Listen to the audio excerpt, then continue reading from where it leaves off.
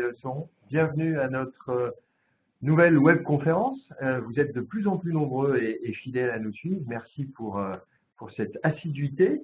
Aujourd'hui, un thème d'actualité, un thème bien au cœur des problématiques et des questions que se posent nos clients, puisque on va ensemble parler, échanger sur manager en transverse ou comment développer son influence. Pour m'accompagner durant cette webconférence, un expert du sujet, Gérald Normand, directeur associé du cabinet. Bonjour Gérald. Bonjour, bonjour à tous. Alors Gérald, je disais que c'était un sujet d'actualité. Qu'est-ce qui fait qu'aujourd'hui ce sujet est au cœur des réflexions de nos clients? Bien, bonjour à tous, Gérald Normand. Je précise que j'accompagne toutes les entreprises sur la performance managériale et la performance commerciale. Que justement, pour répondre à la question de Philippe, 3 raisons. La première, on parle souvent aujourd'hui d'entreprises libérées, ou en tout cas d'une responsabilité accrue, et de plus en plus de personnes mènent des projets ou managent en transverse. La deuxième raison, c'est que les entreprises se transforment, et qui dit transformation dit projet, et on a donc beaucoup de chefs de projet qui sont amenés à manager en transversal. Puis la troisième raison, c'est que les entreprises prennent conscience que finalement, tout le monde manage, et une grande partie des personnes managent en transversal. Alors, Gérald, comment est-ce que cela se traduit en termes d'accompagnement? Quel type d'accompagnement peuvent être faits auprès des entreprises? Là, j'ai 2 exemples en tête. Un que nous avons mené auprès de toutes les fonctions support du plus grand concessionnaire français, qui a 300 concessions, et donc beaucoup de fonctions support managent en transverse, les ressources humaines, le marketing, le juridique, par exemple.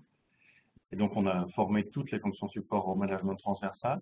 Un autre sujet qui est en cours, c'est la mise en place d'un séminaire sur la mise en place de règles et de bonnes pratiques dans le cadre du management des projets.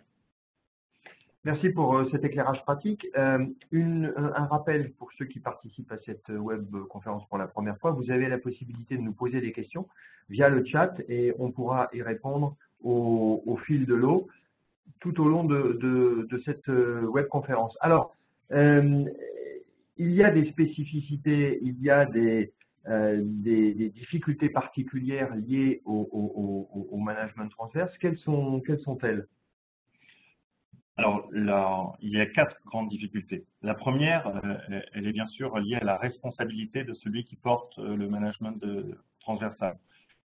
Qu'il s'agisse d'un chef de projet ou qu'il s'agisse même de quelqu'un qui pilote un groupe de travail, ce qu'on va voir tout à l'heure. Et parfois, il n'a pas été affiché comme tel, et donc on a juste oublié de communiquer son niveau de responsabilité dans le cadre du projet.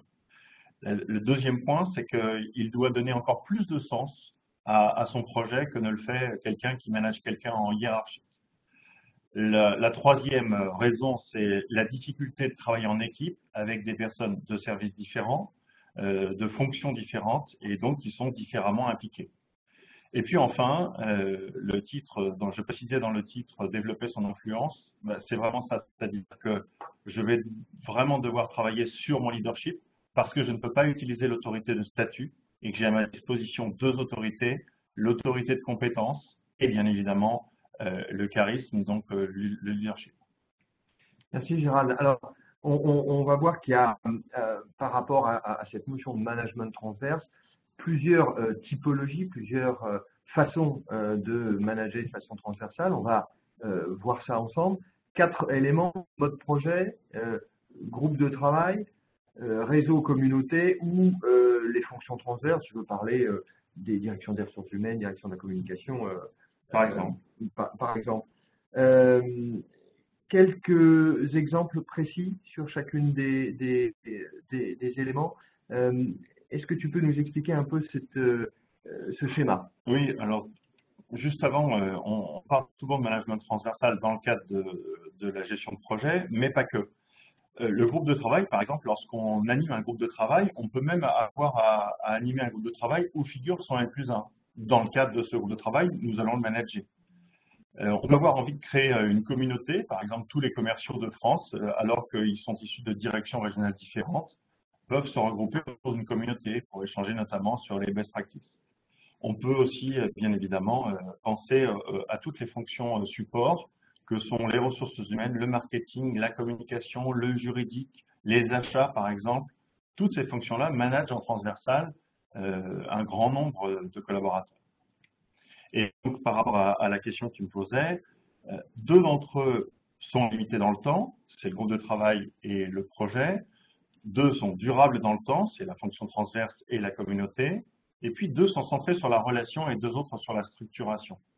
Alors attention, à chaque fois, sur chacun, on a des atouts, des vraies raisons de monter un groupe de travail, par exemple, en matière de cohésion, de partage des bonnes pratiques, de flexibilité. Attention, à chaque fois, on a des risques et des risques majeurs qui peuvent vraiment casser le processus et faire en sorte que la motivation va grandement chuter. Dans le cas d'un groupe de travail, par exemple, si on ne voit pas tout de suite quels sont les livrables, qu'est-ce que l'on va obtenir finalement à l'issue et comment ça va être communiqué, on peut avoir envie de ne plus aller dans un groupe de travail la prochaine fois qu'on nous sollicite. Et c'est le cas pour chacun des types de transversalité. À chaque fois, des atouts et à chaque fois, des grands risques dont qu'il faut prendre en compte pour bien manager en transversal. L'expérience que tu as de divers accompagnements que tu as pu mener, quels sont dans ces différentes plus et risques ceux que tu observes le plus communément? Voilà, là où on sollicite énormément, c'est bien évidemment sur la gestion ou sur le management dans le cadre de la gestion de projet, mais on peut aussi avoir à accompagner des entreprises dans le principe même de comment on monte un groupe de travail et comment on valorise les collaborateurs autour de ce groupe de travail. D'accord. Alors, face à ces différentes situations, face à ces différentes difficultés, un certain nombre de dimensions qui sont à maîtriser, certaines compétences, savoir-être. On parle de la capacité à piloter une équipe et à agir en équipe.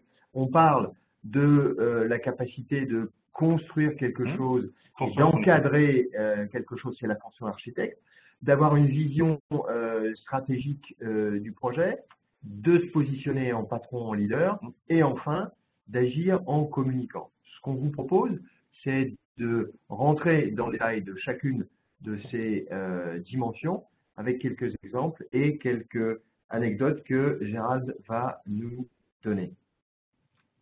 Très bien. Le premier, on va parler d'agir en équipe. Très clairement, le management de projet ou l'animation transversale ou le management transversal, c'est faire bouger un certain nombre de personnes, c'est faire travailler en transversalité un certain nombre de personnes. Quelques exemples là-dessus. Oui, tout à l'heure, on disait qu'une des complexités, c'était de faire travailler des personnes qui viennent d'univers différents, de services parfois différents, et on doit les faire travailler ensemble autour d'un projet. Et très souvent, comme je le disais tout à l'heure, on nous sollicite pour un problème de cohésion. Eh bien, avant la cohésion, on doit d'abord s'intéresser à la cohérence. C'est-à-dire que là, j'ai mis en gras une vision claire de qui nous sommes et de ce que nous voulons devenir, du sens porté et partagé par l'équipe. Le manager transversal doit vraiment faire attention d'abord à est-ce qu'il a vendu son projet? Est-ce qu'il a donné du sens à son projet par rapport notamment aux enjeux de l'entreprise? Tu peux préciser cette différence entre cohésion et cohérence? En fait, si on a un problème de cohérence et de cohésion, donc la cohésion, c'est tous unis vers le même but, et la cohérence, c'est vers où on va. Si on a un problème de cohérence et de cohésion, il faut d'abord travailler sur la cohérence. Il faut d'abord se mettre d'accord sur où on va, pourquoi on y va, donc je vais donner du sens, et après, on aura des capacités de très grande facilité même à travailler sur la cohésion, avec tous les aspects que l'on voit là, à savoir qui fait partie de l'équipe, qui n'en fait pas partie, comment on décide quand on est contraint à prendre une décision dans l'urgence, est-ce que ça c'est clarifié, comment on communique, qu'est-ce qu'on se dit par écrit, qu'est-ce qu'on se dit de façon formelle ou informelle ou encore formelle. Et ce problème de cohérence, il n'est pas systématiquement mis en œuvre dans les entreprises? Il est même parfois oublié, tellement c'est évident. Tiens, j'ai été nommé chef de projet pour ce projet-là, et puis finalement, est-ce que ça a été communiqué aux équipiers? On va le revoir tout à l'heure avec d'autres dimensions. Est-ce qu'on a donné du sens à ma mission transverse? Si par exemple, je suis responsable de la qualité, j'accompagne chez STEF, par exemple, transporteur de froid européen, tous les responsables de la qualité. ils ont du mal à faire avancer la qualité auprès de certains interlocuteurs parce qu'on n'a pas vendu l'importance de la qualité. Et si on ne l'a pas vendu sur une filiale ou sur une agence, bah, le manager de projet peut être en difficulté pour porter ça. Donc le principal ou les principaux points de vigilance pour Agir en équipe, mettre en mouvement cette équipe, ce serait quoi? travailler la cohérence d'abord. Penser à la cohérence, penser à vendre son projet aux équipiers. D'accord. Deuxième dimension qu'on voulait partager avec vous, la notion d'architecte, c'est-à-dire cadrer, organiser l'action et les projets. Un schéma qui nécessite des explications. De quoi s'agit-il? Alors là, on a ce que j'appelle le carré magique en mode transversal, c'est-à-dire qu'il y a 4 interlocuteurs bien distincts. Le premier, bien évidemment, à droite en bas, vous-même, c'est-à-dire vous en tant que manager transverse. Vous allez travailler avec des équipiers en transverse qui ont eux-mêmes un supérieur hiérarchique. Vous aussi, d'ailleurs, vous avez un supérieur hiérarchique. Eh bien, avant toute chose, avant de travailler avec ces équipiers, avant de travailler en transverse avec ceux qui font partie de votre projet, il va falloir vendre votre projet. Il va falloir donner du sens à votre management transversal. Auprès de qui vous allez faire ça? Auprès du supérieur hiérarchique des équipiers. C'est-à-dire qu'il faut vendre son mode de fonctionnement transversal au N+1 des personnes avec lesquelles je vais travailler. Pourquoi? Une raison est simple, je vais leur demander du temps. Et ils vont devoir être motivés pour travailler dans le cadre de mon projet. Et ce temps, bien évidemment, on court tous après. Et si j'ai une contrainte de temps, si j'ai une contrainte d'organisation, je vais bien évidemment aller voir le supérieur hiérarchique direct des équipiers. Alors, vous voyez, sur ce schéma, il n'y a qu'un axe qui n'est pas présent, c'est mon manager, mon N+1, si je suis manager transverse, directement vers les équipiers que je manage en transverse. Si dans certaines organisations, ce lien a lieu, bah, très clairement, je peux carrément être décrédibilisé dans ma posture de manager transversal.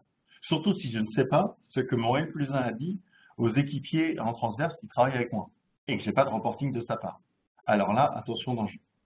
Puis il y a un cas où les deux N+1 peuvent se rencontrer, c'est quand je n'y arrive pas et que je remonte en fait vers mon N+1 des informations pour statuer sur qu'est-ce qu'on fait parce que je suis bloqué.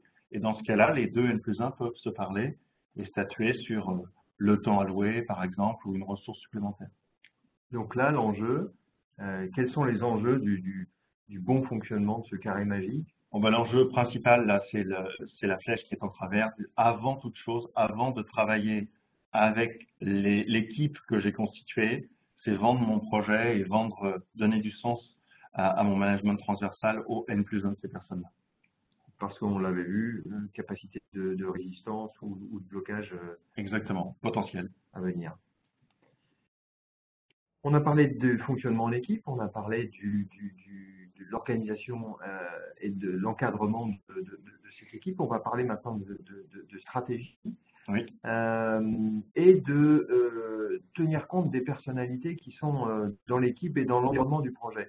Tu parles de force en présence, là aussi un schéma qui s'explique pour se positionner en stratège. Oui, c'est ça. En fait, c'est une dimension qui est trop souvent oubliée parce que les deux premières, elles sont plus ou moins travaillées dans les organisations que nous accompagnons. Celle-ci, elle est difficile parce qu'on est vraiment sur le relationnel. Et avant toute chose, on doit se poser deux questions en tant que manager transversal. À qui j'ai affaire? Et pour ça, se poser deux questions. Est-ce que le fait de travailler avec moi dans le cadre de ce projet, ça va être considéré pour lui comme une perte ou un gain? Qu'est-ce qu'il a à gagner à être au cœur de ce projet-là? Et puis, surtout dans le cadre d'un changement ou d'un projet de transformation, réorganisation ou autre. Et puis, quel est son pouvoir? Est-ce qu'il a un fort pouvoir ou un faible pouvoir d'influence quant à la mise en œuvre de ce projet-là et donc de mes responsabilités? Là, entendons-nous, on parle bien de pouvoir d'influence dans le cadre du projet. Dans le cadre du projet, voilà, est-ce qu'il peut être gênant, polluant, bloquant carrément, ou au contraire, aidant, facilitant, et donc avec bien sûr une attitude positive. Et de ce fait, on va trouver 4 profils bien différents, des alliés à mon projet, bien évidemment, des opposants, plus ou moins forts, des personnes qu'on va considérer comme indifférents et supporters. Et à chaque fois, on se doit de s'adapter à ces différentes personnalités, à ces différents profils, pour faire face en fait aux situations difficiles notamment.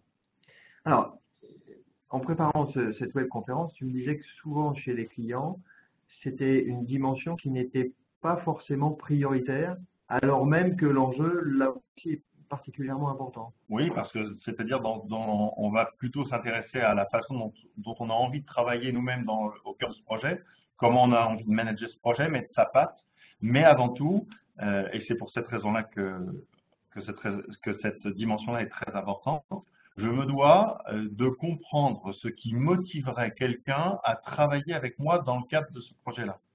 Et ça ne suffit pas de l'avoir installé dans l'équipe et de l'avoir missionné sur quelque chose. Je dois comprendre ces leviers de motivation. C'est clair. Alors Gérald, on a une question, mais on ne va pas pouvoir y répondre par la positive. La question c'est: bonjour, j'aurais une question, mais est-ce que c'est possible via le téléphone? Non, c'est pas possible parce que comme vous êtes 70 participants, on n'a pas ouvert les micros de façon à ce que vous puissiez avoir une qualité de son et de réception de nos messages. Pour autant, vous pouvez poser votre question via le chat et si vous ne le souhaitez pas, on vous donnera nos coordonnées après, on pourra échanger par téléphone si vous préférez ce format. Et pour les 68 autres participants, n'hésitez pas à poser vos questions. Alors, on va avancer dans nos réflexions avec un petit truc, un conseil sur cette dimension stratège que tu as à donner avec un moyen mnémotechnique qui est assez sympathique. De quoi s'agit-il?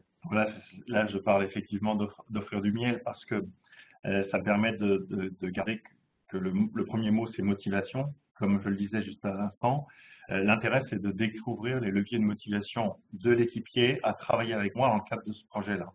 Et si j'oublie de faire ça, je ne connais pas son moteur et donc ce qui l'active sur le fait de travailler avec moi.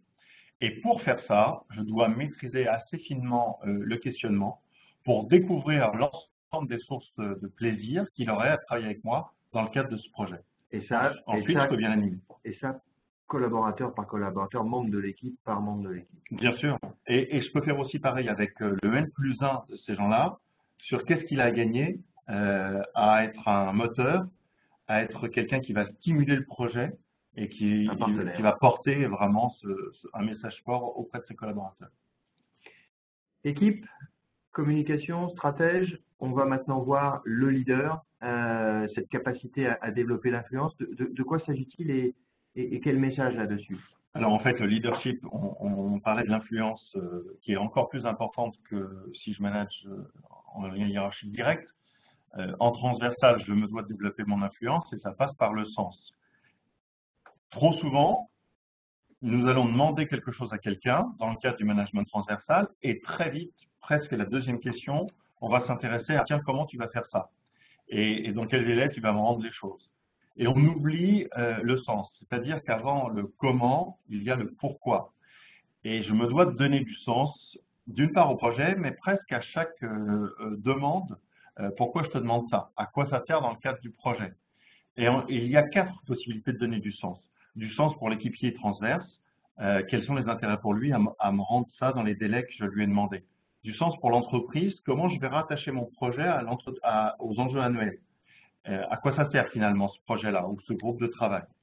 Du sens pour le client, quelqu'un qu'on oublie assez souvent, mais pourtant c'est bien celui qui nous paye.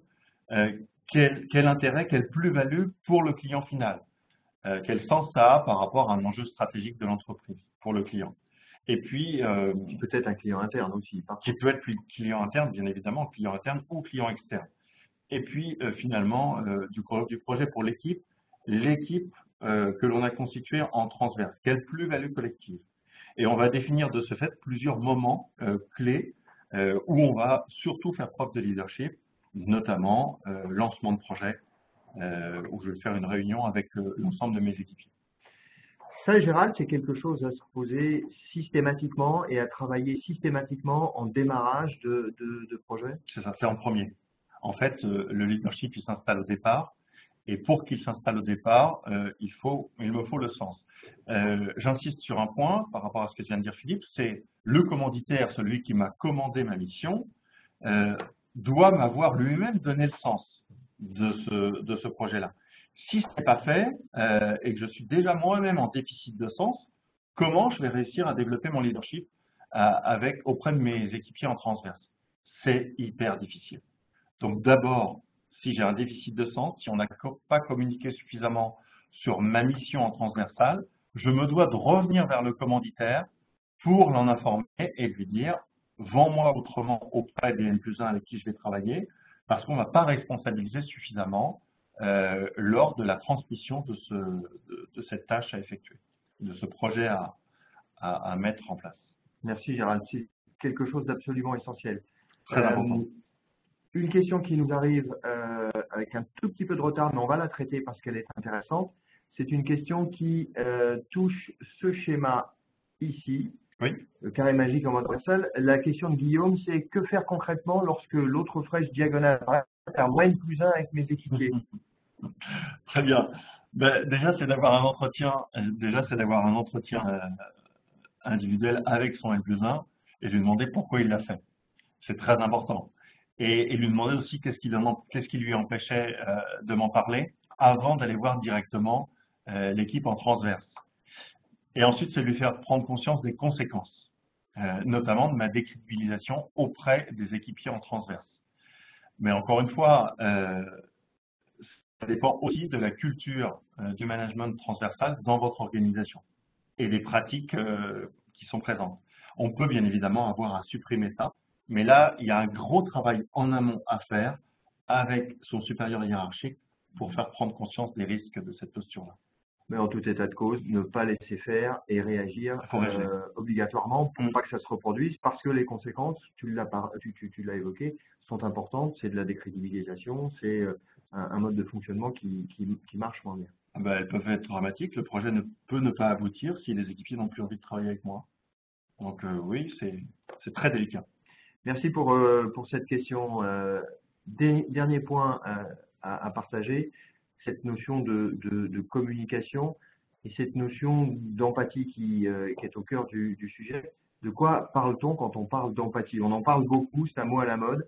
Très concrètement, de quoi s'agit-il? Oui, j'ai souhaité revenir sur les 4 niveaux d'écoute parce que dans le cadre du management transversal, bien sûr, c'est vrai aussi ce que je vais dire sur le management hiérarchique, mais dans le cadre du management transversal, on l'a vu tout à l'heure, je dois découvrir les leviers de motivation des collaborateurs qui vont travailler avec moi.